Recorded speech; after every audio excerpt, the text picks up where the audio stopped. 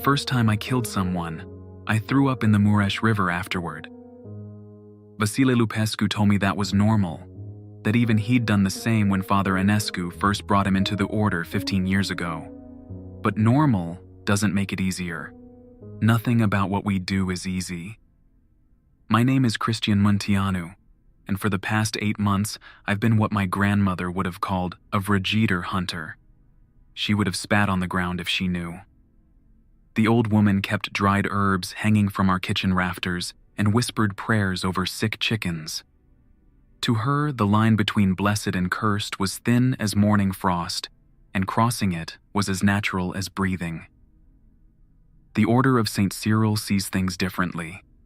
We operate out of a monastery that doesn't exist on any official records, tucked between the Carpathian foothills, where the mist clings to the valleys like something alive. Father Enescu calls it our șitul, our hermitage, though we're anything but hermits. The building looks ancient from the outside, weathered stone walls, narrow windows, a chapel with frescoes so old the faces have worn smooth. But step inside the basement levels, and you'll find rooms that smell of bleach and fear. The locals in Brașov know to avoid the old mountain road that leads here. They'll cross themselves if you mention it, mutter something about bad ground and old sins. They're not wrong. I came to the order the way most of us do, through tragedy and what Father Enescu calls divine selection. My sister Ioana died on a February morning when the snow was still thick on the ground. Found her in the barn, blue and stiff, with her eyes rolled back and something that looked like joy frozen on her face. The doctor said heart failure, but hearts don't fail at 19 for no reason. The woman who did it lived 3 villages over.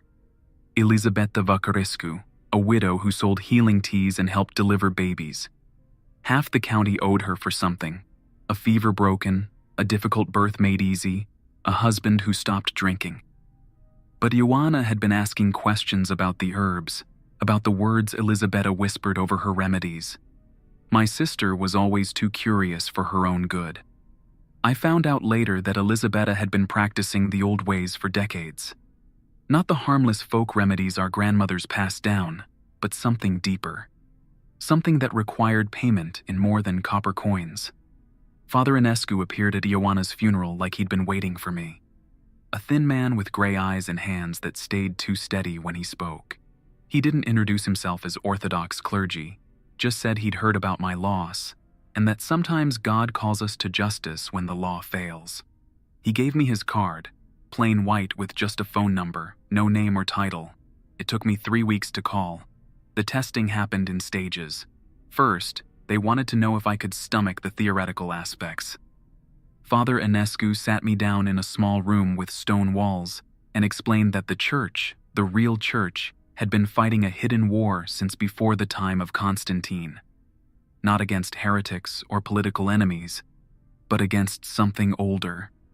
Something that had learned to hide behind healing hands and grandmother's wisdom. The Romanian Orthodox Church teaches tolerance, he said, his accent carrying the weight of mountains and old wood. They say the folk practices are harmless, that integration is better than persecution. They are wrong. Not about tolerance, about recognition. They cannot see the difference between a woman who knows which herbs ease pain and one who has made a contract with what dwells in the spaces between prayers. He showed me photographs that night. Crime scenes, he called them, though no crimes had been reported. A family in Sibiu found dead in their sleep, all 7 of them, with expressions of such terror that the local priest refused to perform the burial rites. A child in Timișoara who stopped speaking after visiting a woman for stomach troubles, then began speaking in languages that predated Romanian by centuries. A man in Cluj-Napoca who returned from a healing session with his wife and spent the next 3 months methodically dismantling their house board by board, looking for something he couldn't name. The authorities explain these away, Father Enescu said. Gas leaks, psychological breaks, mass hysteria. They have to. The alternative requires acknowledgement of forces they've spent centuries trying to forget. The second test was physical. Vasile took me into the mountains at dawn with a pack full of strange tools and simple instructions. Survive until sunset without breaking. The pack contained rope, chalk, iron nails, a bottle of consecrated water, and a small knife with symbols carved into the handle. I thought it was some kind of endurance challenge. I was wrong. The thing that found me around noon didn't have a name in any language I knew. It looked like a woman from a distance, walking through the trees with the unhurried pace of someone gathering mushrooms. But as it got closer, the proportions went wrong. The arms hung too long. The head sat at an angle that should have snapped the neck. When it smiled, I counted too many teeth. It spoke to me in my sister's voice. "Christian, why did you let me die alone?" I knew it wasn't Ioana. I knew whatever was wearing her voice had never been human. But hearing those words, in that tone, with that particular sadness she used to carry, I almost let it reach me. The chalk stopped it. A circle, drawn quickly with shaking hands, while it paced around me like a dog testing its chain. The iron nails came next, driven into the ground at cardinal points, while I recited prayers Father Enescu had made me memorize. Old prayers, in Old Church Slavonic, words that felt heavy in my mouth. The thing that looked like a woman sat down outside my circle and waited. For 6 hours, it never moved, never spoke again. Just watched me with eyes that reflected light like an animal's, waiting for my concentration to slip or my faith to waver. When the sun set, it stood up, brushed dirt from its dress like any normal person, and walked back into the trees. Vasile found me an hour later, still sitting in my chalk circle, still gripping the knife. He looked at the nail marks in the ground, at the pale scratches in the dirt where the thing had paced, and nodded once. "Good," he said. "You followed instructions. Half the candidates try to fight them. The other half run. What was it? Does it matter? You kept it away from you. That's what matters." The third test was the hardest. They brought me to a house in Brasov where a family named Dalka had been having problems. The mother, Rodica, had been visiting a local healer for help with her youngest daughter's nightmares. The treatment seemed to work at first. Little Andrea slept through the night for the first time in months. But then other things started happening. The family cat disappeared. Then the neighbor's dog. Rodica began losing weight despite eating normally, developing dark circles under her eyes that made her look decades older. Her husband Georgi started talking in his sleep, full conversations in a dialect of Romanian so old that Father Enescu had to consult linguistic texts to understand it. And Andrea, the little girl whose nightmares had started it all, began drawing pictures that made grown men look away. I spent 3 days in that house, watching and learning. Father Enescu was there to guide me, but he made it clear that I needed to identify the source of the problem myself. The family was kind, offering me meals and apologizing for the strangeness in their home. They had no idea what was happening to them, or why. On the third night, I saw Rodica leave the house at 2 a.m. She moved like she was sleepwalking, but her eyes were open and focused. I followed her through empty streets to a small apartment building on the edge of town. The woman who answered the door was exactly what you'd expect. Gray-haired, bent with age, kind eyes behind wire-rimmed glasses. She welcomed Rodica in like an old friend. I watched through the window as the old woman led Rodica to a small altar in her living room. Candles, icons, fresh flowers. It looked like any Orthodox grandmother's prayer corner. But when the old woman began to whisper, Rodica started to bleed. Small drops at first, from her nose and the corners of her eyes. Then more, soaking through her nightgown, while she stood perfectly still and smiled. The old woman collected the blood in a small bowl. Then she dismissed Rodica with a gentle pat on the shoulder, like a grandmother sending a child off to bed. I made my report to Father Enescu the next morning. The woman's name was Anna Stoica, 68 years old, widowed, no children. She'd been helping families in the neighborhood for decades. Everyone loved her. Everyone trusted her. 2 nights later, Vasile and I broke into her apartment while she slept. We found 17 glass vials of blood in her refrigerator, each one labeled with a different name. The Dalkas were there, along with families I recognized from around town. In her bedroom closet, hidden behind old coats, we discovered something that made my stomach turn. Photographs. Hundreds of them, taken without the subject's knowledge. Children playing in parks, families at dinner, couples walking hand in hand. All of them looked happy in the photos, but something was off. The shadows fell wrong. The reflections in windows and puddles showed things that weren't there. In the center of each photograph, Anna had drawn a small symbol in red ink. Father Enescu explained it to me later, after we'd finished what we came to do. The symbol was a binding mark, a way of creating connection across distance. Every drop of blood, every stolen image, strengthened the link between Anna and her victims. She wasn't healing their problems, she was harvesting them, collecting their life force drop by drop, photograph by photograph. She probably started small, he said as we drove away from Brasov. A touch of loneliness here, a minor illness there. But this kind of practice, it grows, demands more. In 5 years, maybe 10, those families would have been empty shells. Still walking, still breathing, but with everything vital slowly drained away. I asked him how we could be sure. How we knew Anna Stoica wasn't just a confused old woman with strange hobbies. He showed me the last thing we'd found in her apartment. A journal, written in her careful handwriting, documenting 53 years of healing work. Names, dates, and detailed descriptions of what she'd taken from each person and how she'd used it. The early entries were almost innocent, easing arthritis pain by transferring it to sick animals, helping barren women conceive by redirecting fertility from other mothers who had too many children. But the later entries told a different story. A husband who wouldn't stop drinking, cured by having his addiction transferred to his teenage son. A woman's depression lifted by spreading it among her entire extended family.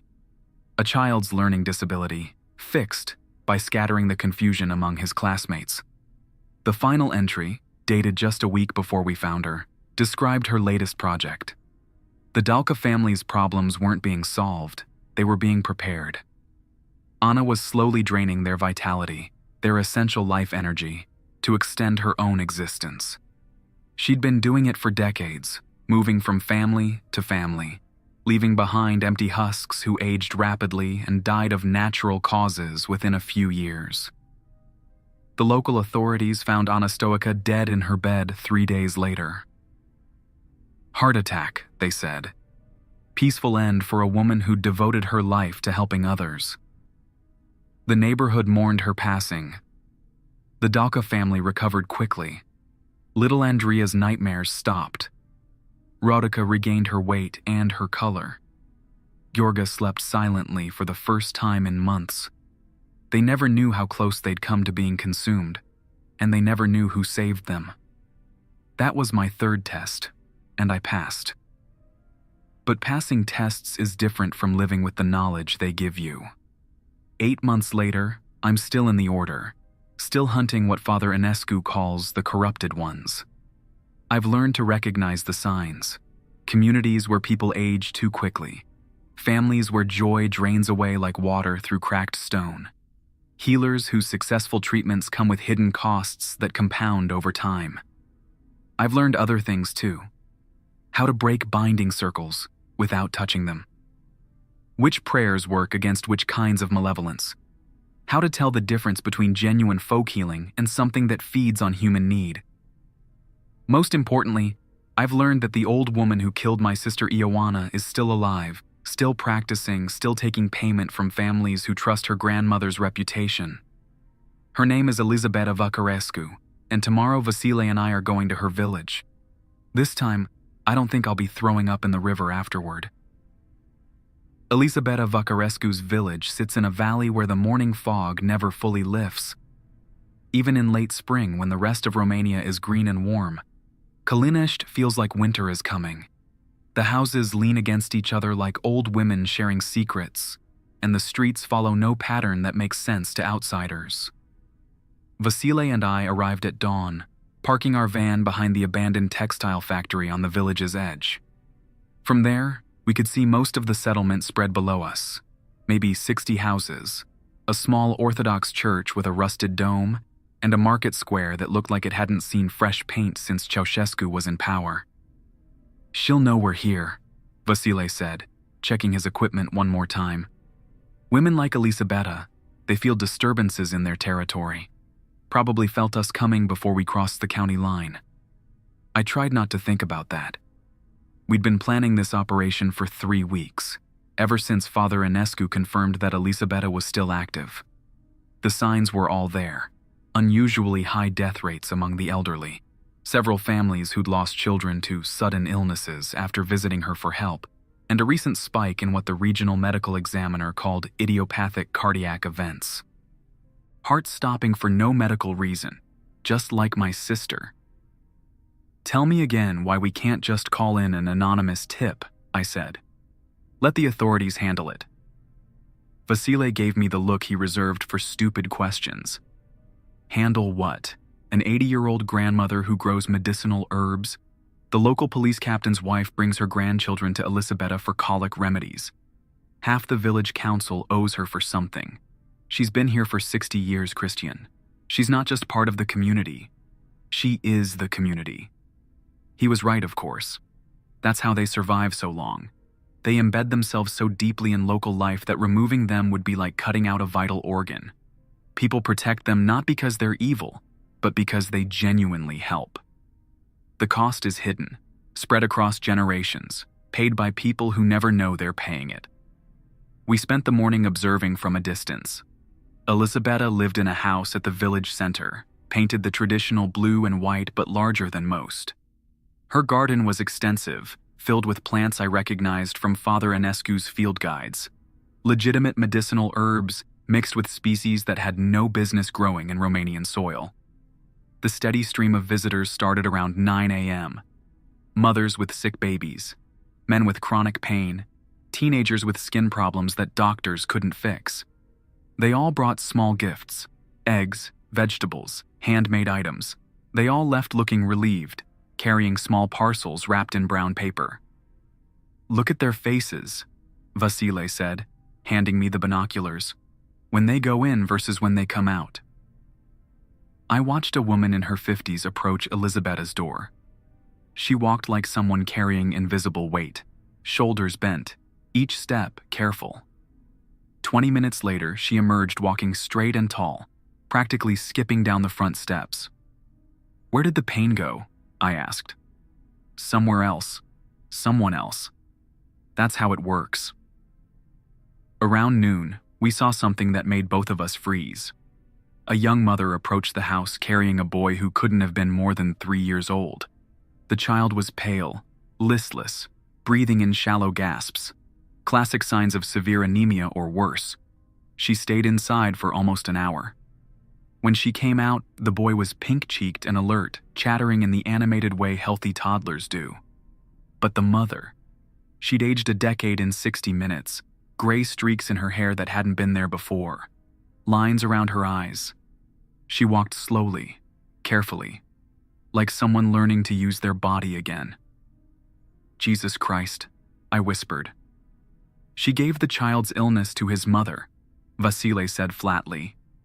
"Probably took a few years of the woman's life for good measure. The boy will be fine. The mother will be dead of natural causes within 18 months. I wanted to run down there, to warn the woman, to explain what had been done to her. But what would I say?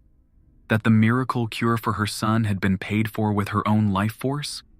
That the grandmother everyone trusted was slowly consuming the village, one family at a time? She wouldn't believe me. Worse, she'd tell others what the strange men had said. And then Elisabetta would know we weren't just passing through. We waited until evening to make our approach. The last of the day's visitors had left around 5, and lights were coming on in windows throughout the village. Cooking fires, televisions, the comfortable sounds of families settling in for dinner. Elisabetta's house stood apart from that normalcy. No lights in the windows, no smoke from the chimney, but I could see her silhouette moving behind the curtains, preparing for something. "She knows," I said. "Of course she knows. The question is whether she's ready for us." We approached from the back, through her garden. Up close, the plants looked wrong in ways I couldn't articulate. The leaves were too green, too perfect. Nothing showed signs of disease or insect damage. Even the weeds grew in unnaturally straight lines. The back door was unlocked. Inside, the house felt larger than it should have been given the exterior dimensions. The hallway stretched farther than the building's width, and I counted more doorways than the floor plan could accommodate. The air smelled of dried herbs and something else, something organic and warm, like breath or blood. We found her in what had once been a dining room. The table had been pushed against one wall to make space for an altar that took up most of the floor. But this wasn't like the folk altars I'd grown up seeing in my grandmother's house. This was something else entirely. The centerpiece was a mirror, easily 6 feet tall, framed in wood so dark it seemed to absorb light. Around it, arranged in precise patterns, were hundreds of small objects: hair ribbons, baby teeth, photographs, jewelry, scraps of fabric, personal items, intimate things. And sitting in front of the mirror, still as carved stone, was Elisabeta Vacarescu. She'd been beautiful once. I could see traces of it in her bone structure, in the elegant way she held her head. But time had marked her strangely. Her skin was paper thin but unlined. Her hair was white but thick as a young woman's. Her eyes were bright and alert, but they reflected light like an animal's. "Christian Munteanu," she said without turning around. "Son of Gheorghe, brother of Ioana. You've grown since I last saw you. You killed my sister. I helped your sister. She came to me with questions about the old ways, hungry for knowledge. I fed that hunger. She died. She transcended." Elisabetta finally turned to face us, and I saw that she was smiling. Such a bright child, so eager to learn. She understood that knowledge has a price. Vasile stepped forward, pulling out his equipment. "Elisabeta Vacarescu, by the authority of the Order of St. Cyril, you are accused of practicing malefic arts, of corrupting sacred healing, and of consuming human essence for personal gain. Do you confess to these charges?" She laughed. It was a sound like wind through empty houses. "Authority? Order? Child, I was practicing the true arts before your precious order existed, before Christianity poisoned this land with its weak gods and weaker priests. You want to know what I am? I am continuity. I am the unbroken line from the time when people understood that healing and harming are the same gesture, separated only by intention." "The photographs," Vasile said, ignoring her speech. "The blood samples, the binding marks. We know what you've been doing." "Surviving," she said simply. "This village has fed me for 60 years. Every family owes me something. Every child has grown up under my protection.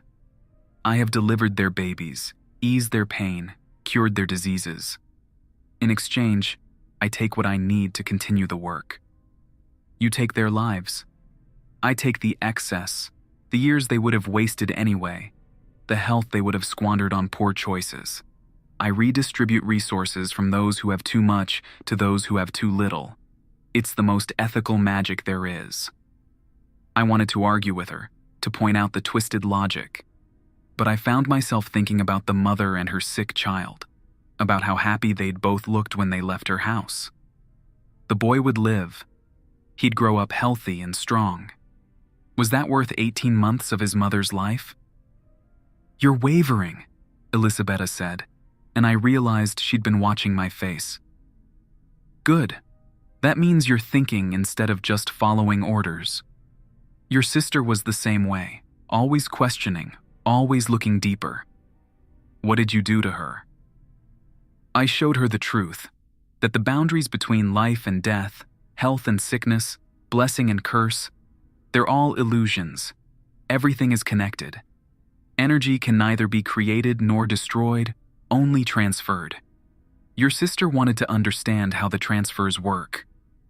She gestured toward the mirror, and I saw something that made my vision blur. Faces. Dozens of them, maybe hundreds, pressed against the glass from the inside. Men, women, children, all of them looking out with expressions of desperate hunger. Some I recognized from old photographs. Villagers who died over the years, people I'd heard my grandmother mention. Others were strangers, but they all shared the same hollow, endless need. Every healing requires a reservoir, Elisabetta explained, her voice taking on the tone of a teacher. Every cure needs raw material. Where do you think I store the pain I remove? The diseases I lift? The suffering I ease? The faces in the mirror pressed closer to the surface. I could see their mouths moving, pleading silently. They volunteered, she continued. Every single one. They came to me asking for help, and I helped them. They gave me their problems, and I gave them peace. The fact that this peace is eternal is simply a bonus. That's not peace, Vasile said. His voice was steady, but I could see his hands shaking. That's imprisonment. Is it? They feel no pain. They know no want. They exist in a state of perfect stasis, contributing to something greater than themselves. How many people can say their lives have meaning beyond their own selfish needs? I found myself staring at the mirror, searching the sea of faces. Was Ioana in there? Had my sister become part of this thing's collection, trapped behind glass and fed on for decades? Then I saw her. She looked exactly as she had the day she died. 19 years old, dark hair falling across her shoulders, that expression of intense concentration she wore when she was thinking through a problem. But her eyes held the same desperate hunger as all the others. Ioana, I whispered. My sister's mouth moved. I couldn't hear her voice, but I could read her lips. Help me. Something snapped inside my chest. Not anger. I was beyond anger. This was something colder, more focused. I reached for the consecrated water, but Elisabetta moved faster than her age should have allowed. The old woman's hand shot out and grabbed my wrist. Her grip was impossibly strong, her fingernails sharp enough to draw blood. But worse than the physical pain was the cold that spread up my arm from her touch. Not temperature cold, something deeper, like the absence of everything that made life worth living. You don't understand what you're disrupting, she hissed. This village needs me. These people need me. Remove me, and dozens of families will lose their protector. Children will die of diseases I could have cured. Mothers will lose babies I could have saved. Is your need for revenge worth all that suffering? The cold spread further up my arm. I could feel her trying to do to me what she'd done to my sister, what she'd done to countless others. She was trying to drain me, to add me to her collection of willing volunteers. But 8 months of training had taught me something important: how to recognize the difference between genuine sacrifice and manipulation. You're right, I said, meeting her eyes directly. This village does need a healer. But not you. I broke her grip using a technique Vasile had taught me, twisting my wrist in a way that forced her to release or break her own thumb. Then I grabbed the bottle of consecrated water and threw it at the mirror. The effect was immediate and catastrophic. The glass didn't just break. It exploded outward in a shower of silver fragments. But instead of falling to the floor, the pieces hung in the air, each one containing a fragment of a trapped face. The room filled with voices, hundreds of them, all speaking at once. Some were crying, some were screaming, some were laughing with relief, and some were thanking us. Elisabetta staggered backward, clutching her chest. The paper-thin skin of her face was changing, aging rapidly, as if decades of borrowed time were being reclaimed all at once. "You don't know what you've done," she gasped. "Without the reservoir, without the stored energy, the village will suffer. People will die." "People were already dying," Vasile said. He was methodically destroying the altar, scattering the personal items and breaking the binding circles carved into the wooden base. They just didn't know it. I watched the fragments of mirror slowly fade away, taking the trapped faces with them. At the last moment, I saw Ioana one more time. She looked directly at me and mouthed 2 words. "Thank you." Then she was gone. Really gone. Not trapped in suffering, but finally at peace. Elisabetta aged 40 years in as many seconds. Her thick white hair became thin and patchy. Her bright eyes clouded over. Her straight posture crumbled into the bent frame of true old age. But even as her body failed, she kept talking. "You think you're heroes? You think you've saved anyone? Wait and see what happens to this village without my protection. Wait and see how many children die of fevers I could have broken. How many mothers lose babies I could have saved. Their blood will be on your hands." She died still talking, still trying to convince us that her consumption of the village had been mercy rather than parasitism. We burned the house that night. The official report would blame faulty electrical wiring. An old woman living alone, too proud to ask for help maintaining her property. The villagers would mourn the loss of their healer and wonder how they'd manage without her. But within a month, something interesting happened. The village doctor, who'd been largely ignored while Elisabetta was alive, found his waiting room full of patients who'd never visited him before. Young couples who'd been trying unsuccessfully to conceive for years suddenly announced pregnancies. Children who'd suffered from chronic conditions began recovering without explanation. It turned out that Elisabetta hadn't been the village's protector. She'd been its predator. By removing the source of many problems, we'd allowed natural healing to reassert itself. Not everyone recovered. The damage done over 60 years couldn't be completely undone. But for the first time in generations, Kalinisht began to feel like a place where people lived instead of merely survived. 6 months later, I received a letter from the village priest. He'd noticed changes in his congregation. More energy, more hope, more children being born healthy. He wanted to thank whoever had been praying for their community, because surely divine intervention was the only explanation for such widespread improvement. I never wrote back. The order has sent me on 17 more missions since Kalinisht.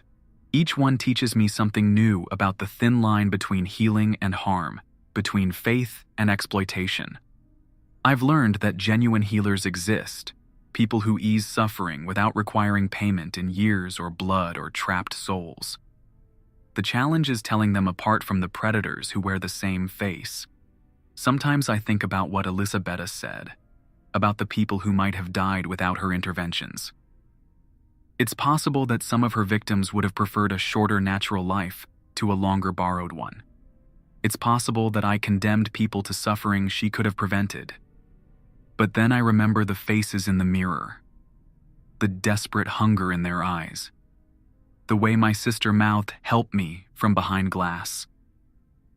Some prices are too high to pay, even for miracles. Especially for miracles. My name is Christian Munteanu, and I hunt the ones who would devour us in the name of healing. The work is necessary, and it's never clean, and 8 months later, I still sometimes dream about trapped faces begging for release. But I don't throw up in rivers anymore. That has to count for something.